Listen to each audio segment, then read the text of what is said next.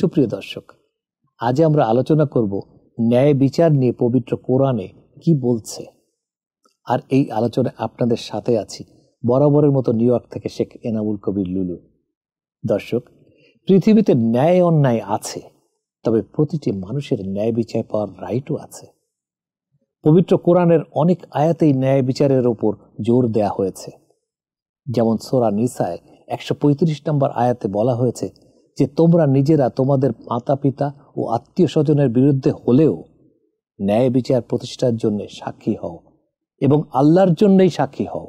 সূরা আন-নাহলের 90 নম্বর আয়াতে বলা হয়েছে, নিশ্চয়ই আল্লাহ তোমাদেরকে ইনসাফ করতে, ভালো ব্যবহার করতে এবং আত্মীয় স্বজনদের অধিকার দিতে নির্দেশ দিয়েছেন। এখানে ন্যায় বিচার সম্পর্কিত কিছু গুরুত্বপূর্ণ আয়াত তুলে ধরা হলো। সূরা মাইদার 8 নম্বর আয়াতে বলা হয়েছে, হে বিশ্বাসীগণ, তোমরা আল্লাহর জন্য শক্তভাবে প্রতিষ্ঠিত থাকো, উইটনেস হিসেবে ন্যায় বিচার কায়েম করো এবং কোন জাতির প্রতি শত্রুতা যেন তোমাদেরকে এতটুকু ন্যায় বিচার থেকে দূরে সরিয়ে না দেয়, সুবিচার করবে। সূরা আন-আমের 152 নম্বর আয়াতে বলা হয়েছে, আর তোমরা এতিমদের সম্পত্তি থেকে তাদের অংশ কমিয়ে দিও না এবং ভালো জিনিসের বদলে মন্দ জিনিস দিও না, আর তাদের সম্পত্তি নিজেদের সম্পত্তির সাথে মিলিয়ে খেয়ে ফেলো না, নিশ্চয়ই এটা এক বিরাট অপরাধ। এই আয়াতগুলো থেকে বোঝা যায় যে ইসলামে ন্যায় বিচার শুধু বিচারালয়ের জন্য নয়, বরং জীবনের সব ক্ষেত্রে অর্থাৎ পরিবার, সমাজ, অর্থনীতি এবং পার্সোনাল লাইফেও এগুলো ইমপ্লিমেন্ট করা অপরিহার্য। ন্যায় বিচার হচ্ছে এমন একটি মৌলিক পরিভাষা যা পবিত্র কোরআনের বহু স্থানে নানা ধরনের উদাহরণ, অলংকার ও সত্য ঘটনার আকারে খুলে খুলে বর্ণনা করা হয়েছে। সেই সঙ্গে আল্লাহ তাআলা তার বান্দাদেরকে বারবার ন্যায় বিচারের উপর অটল ও অবিচল থাকার আহ্বান জানিয়েছেন।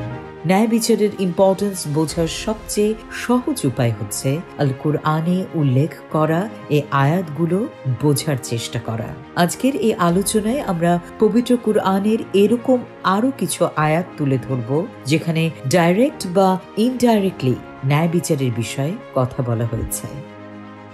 আল্লাহ বলেছেন যে তিনি ছাড়া অন্য কোনো মাবুদ নেই। ফেরেশতারা ও জ্ঞানী মানুষও এই একই বিষয়ে সাক্ষ্য দেন যে আল্লাহর সকল কাজ জাস্টিসের উপর প্রতিষ্ঠিত এবং অলমাইটি ও প্রজ্ঞাময় আল্লাহ ছাড়া অন্য আর কারো ইবাদত করা যাবে না। সূরা আলে ইমরানের 18 নম্বর আয়াতে এ কথা বলা হয়েছে, নিশ্চয়ই আল্লাহ অনুপরিমাণ অত্যাচার বা অন্যায় করেন না, তার প্রতিটি কাজ ন্যায়ভিত্তিক, এবং যদি কেউ ওই অনুপরিমাণ সৎ কাজ করেন তাহলে তিনি তা দ্বিগুণ করে দেন এবং স্বীয় পক্ষ হতে মহান প্রতিদান দিয়ে থাকেন। সূরা নিসার 40 নম্বর আয়াতে এ কথা বলা হয়েছে।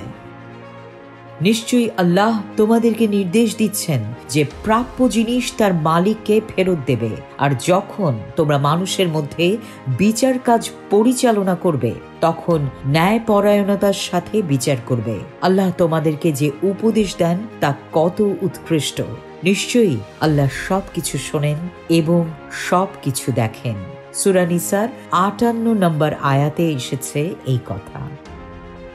সূরা মাইদার 8 নম্বর আয়াতে বলা হয়েছে, হে মুমিনগণ, আল্লাহর উদ্দেশ্যে ন্যায় সাক্ষ্যদানে তোমরা অটল থাকবে। কোন সম্প্রদায়ের প্রতি শত্রুতা করে তোমরা যেন ন্যায় বিচার বাদ না দাও। সূরা নিসা, হে মুমিনগণ, তোমরা ন্যায় বিচারের উপর দৃঢ় প্রতিষ্ঠিত থাকবে আল্লাহর সাক্ষ্যদাতা হিসেবে, যদিও তা নিজেদের বা পিতা মাতা আত্মীয় স্বজনের বিরুদ্ধে হয়, সে ধনী হোক বা দরিদ্র হোক, আল্লাহ তাদের উভয়ের উপর শুভাকাঙ্ক্ষী। সুতরাং তোমরা কুপ্রবৃত্তির অনুসরণ করো না, যাতে ন্যায় বিচার থেকে বিচ্যুত হয়ে যাও। আর যদি তোমরা ঘুরিয়ে পেঁচিয়ে কথা বলো বা এড়িয়ে যাও, তবে তোমরা যা করো নিশ্চয়ই আল্লাহ সে সম্পর্কে অবগত আছেন।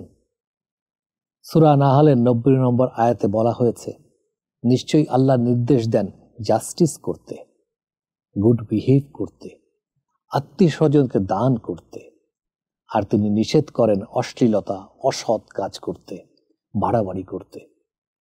তিনি তোমাদেরকে উপদেশ দেন যেন তোমরা উপদেশ গ্রহণ করো। সূরা হুদের 85 নম্বর আয়াতে বলা হয়েছে, তোমরা ন্যায়সঙ্গতভাবে মাপো ও ওজন করো। লোকদেরকে তোমরা পাওনা কম দিও না এবং জমিনে বিপর্যয় সৃষ্টি করে বেড়াবে না। নিশ্চয়ই আমি আমার প্রফেটদের ক্লিয়ার প্রমাণ সহ পাঠিয়েছি এবং তাদের সাথে কিতাব ও ন্যায়ের মানদণ্ডে নাজিল করেছি, যাতে মানুষ সুবিচার প্রতিষ্ঠা করতে পারে। এই বক্তব্য এসেছে সূরা হাদিদের 25 নম্বর আয়াতে। সুপ্রিয় দর্শক, আমরা অনেকেই হয়তো পবিত্র কোরআন পড়ি এবং অনুসরণ করি, কিন্তু সকলে হয়তো ইচ্ছা থাকা সত্ত্বেও পুরোপুরিভাবে পবিত্র কোরআনের শিক্ষাকে ধারণ করতে পারি না। মহান আল্লাহ আমাদের সকলকে সে সুযোগ করে দিন, এই কামনা রেখে আমি শেখ এনামুল কবির লুলু আজকের মতো বিদায় নিচ্ছি। আল্লাহ হাফেজ।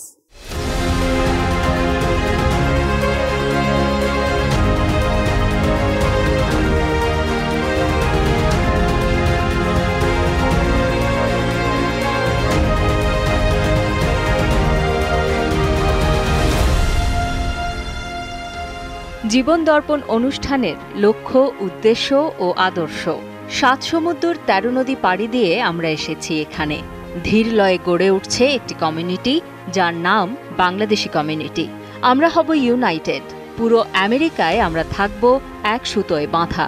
কমিউনিটির একের দুঃখে আমরা হব দুঃখী, অন্যের সুখে হব সুখী। কেউ কষ্টে পড়লে আমরা সবাই মিলে পাশে দাঁড়াবো, এক সুরে কথা বলবো। আমরা স্বপ্ন দেখব, আমরা জয় করব। আমাদের স্বার্থে আমরা একসাথে স্পিক আপ করব। কমিউনিটির একজনের বিপদে পাশে দাঁড়াবো সবাই। একের কল্যাণে সবাই মিলে ঝাঁপিয়ে পড়ব। কমিউনিটির জন্য আমরা হব অতন্দ্র প্রহরী। এই স্বপ্ন বাস্তবায়নে আমরা গড়ে তুলব bangladeshiprofessionals.com, যা হবে 50টি স্টেটের বাংলাদেশি কমিউনিটির সেতুবন্ধন।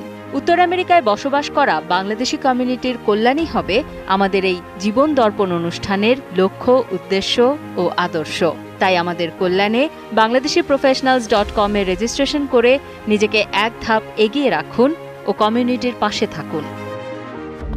সলভিয়ান টেক, নিউ ইয়র্কের একমাত্র কমপ্লিট বাংলাদেশি আইটি ফার্ম, যাদের স্পেশালিটির মধ্যে রয়েছে web development, application development, digital marketing এবং সব ধরনের অফিস আইটি সাপোর্ট সার্ভিসেস।